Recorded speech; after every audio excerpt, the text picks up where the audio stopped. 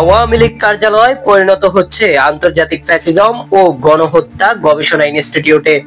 রাজধানীর গুলিস্তানে অবস্থিত আওয়ামী লীগের কেন্দ্রীয় কার্যালয় প্রায় 1 বছর পরিত্যক্ত থাকার পর অবশেষে পরিষ্কার পরিচ্ছন্ন করার কাজ শুরু হয়েছে।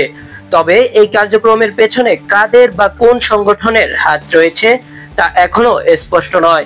বুধবার 23 জুলাই থেকে 10 তলায় ভবনটি পরিষ্কারের কাজ শুরু হয়। কার্যালয়টির সামনে আন্তর্জাতিক ফ্যাসিজম ও গণহত্যা গবেষণা ইনস্টিটিউট নামে 2টি ব্যানার টাঙানো হয়েছে।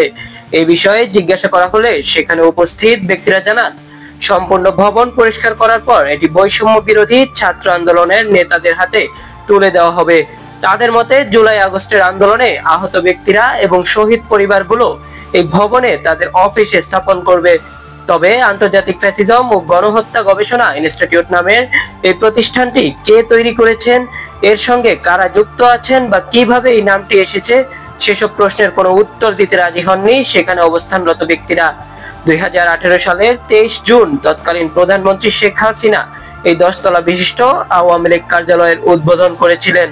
গত বছরের 5 আগস্ট ছাত্র জনতার গণ অভ্যুত্থানে আওয়ামী লীগ সরকারের পতনের পর ভবনটিতে আগুন ধরিয়ে দেওয়া হয় এবং এরপর থেকে এটি অনেকটাই পরিত্যক্ত অবস্থায় ছিল। দীর্ঘ সময় ধরে ভবনটি ময়লা আবর্জনার স্তূপ এবং মলমূত্রে পূর্ণ ছিল, যার ফলে আশেপাশে দুর্গন্ধ ছড়িয়ে পড়ত। বর্তমানে 2য় তলার পরিষ্কারের কাজ শেষ করে 3য় তলার কাজ চলছে বলে পরিচ্ছন্নতার কাজে নিয়োজিত ব্যক্তিরা জানিয়েছেন।